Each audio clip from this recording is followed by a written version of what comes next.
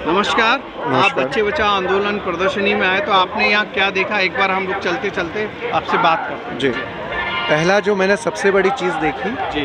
कि ये इतना बड़ा विषय है जो शायद प्रदेश के नागरिकों तक पहुंचा नहीं, जो शायद मुझे मेले में आके आपके प्रदर्शनी में आकर पता चला। जी।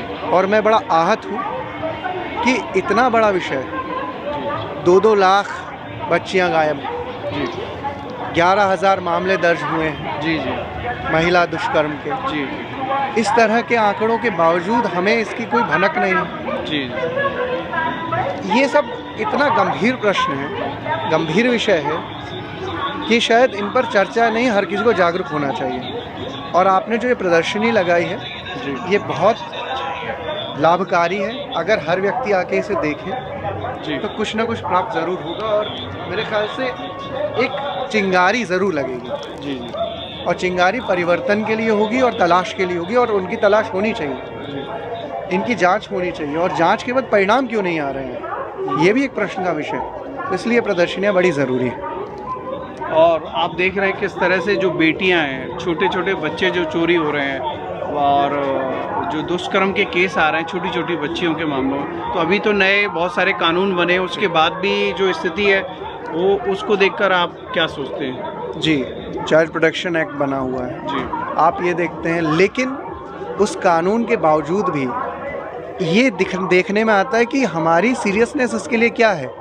हम कोर्ट से लॉ तो ले आते हैं, कोर्ट से हम डिसीजंस ले आते हैं, बट उसका एग्जीक्यूशन किस स्तर पे हो रहा है, आपके आंकड़े सब स्पष्ट कर रहे हैं। तो मुझे लगता है इसके बाद और सजगता की ज़रूरत है, कानूनों के सशक्तिकरण की ज़रूरत है, और बेहतर एग्जीक्यूशन के लिए जिस तरह की प्रदर्शनी लोगों तक अगर पहुँचे तो वो एक मांग करे कि और सशक्तिकरण हो, तो मुझे लगता है बेहतर विकास होगा, बेहतर हम लोगों तक पहुँच पाएंगे, उनकी कुछ रक्षा कर पाएंगे। दूसरा, यहाँ पर आप शिक्षा को लेकर देख रहे हैं कि पिछले 14 साल में 46 लाख बच्चे सरकारी स्कूलों से गायब हो गए। तो आप इसे कैसा मानते हैं कि इस तरह की जो स्थिति है शिक्षा को लेकर, वो उसको लेकर आप क्या सोचते हैं? बड़े आश्चर्यजनक है।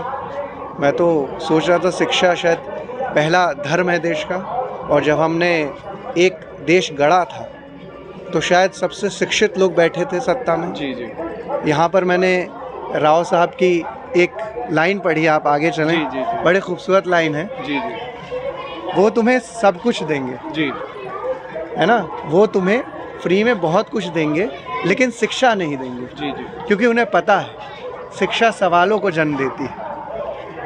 और शायद आप इस प्रदर्शनी से यही कर रहे हैं, जी। सवाल खड़े कर रहे हैं, और सवाल से ही सरकार भयभीत होती है। ये विषय किसी एक सरकार का नहीं है, ये हर सरकार का है जो सत्ता में है और देश सेवा में क्या कर रही है। तो ये प्रदर्शनी बड़ी इस चीज़ को जगाती है। दूसरा, आप देख रहे हैं अभी सरकारी स्कूलों में मूलभूत सुविधाएं नहीं है।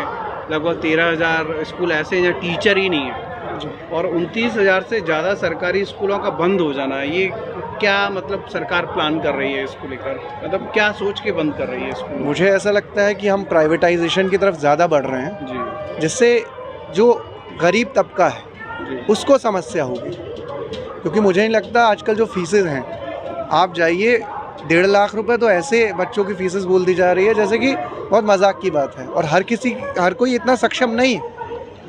तो इन ढांचों का बंद होने का मतलब है आम गरीबों से शिक्षा का हक छीन लेना। जो चीज़ फ्री में देनी चाहिए, जैसे राव साहब कह रहे हैं, जी।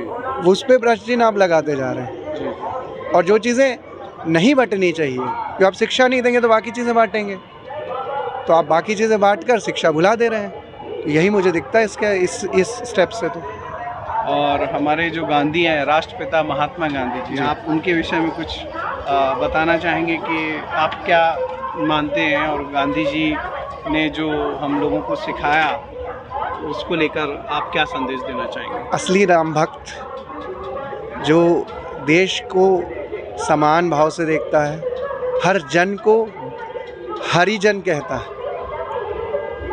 तो ऐसा व्यक्ति के विषय में क्या कहा जाए। आँख के बदले आँख नहीं मांगना है। आप एक स्वराज की बात करते हैं, ऐसा व्यक्ति जिसने कभी शस्त्र की बात नहीं की, तो शांतिपूर्ण ढंग से देश की आज़ादी की बात की, और आज़ाद करा के दिखा दिया कि ये भी एक तरीका है। दुनिया ने उसे माना, नेल्सन मंडेला हो, है ना। तो ऐसे लोग निकले गांधीवादी होके, तो इनके विषय में जितना कहा जाए उतना कम है। इवन शायद मेरे को नहीं पता कि कितने लोगों को पता है कि हमारे बहुत बड़े साइंटिस्ट हुआ करते थे, उन्होंने कहा था कि भाई कोई विश्वास नहीं करेगा ऐसा आदमी एग्जिस्ट भी करता था, ऐसा हाड़ मास का आदमी जिसने देश की लड़ाई इतनी बड़ी लड़ी। तो आइंस्टाइन ने कही थी ये बात। तो आपका बहुत बहुत धन्यवाद। बच्चे बचाओ आंदोलन प्रदर्शनी में शोर मचाओ, बच्चे बचाओ आंदोलन में हमारे साथ थे वकील साहब, और उन्होंने बहुत सारी बातें आप लोगों को बताई। आप सबका बहुत बहुत धन्यवाद। Thank you so much. Thank you.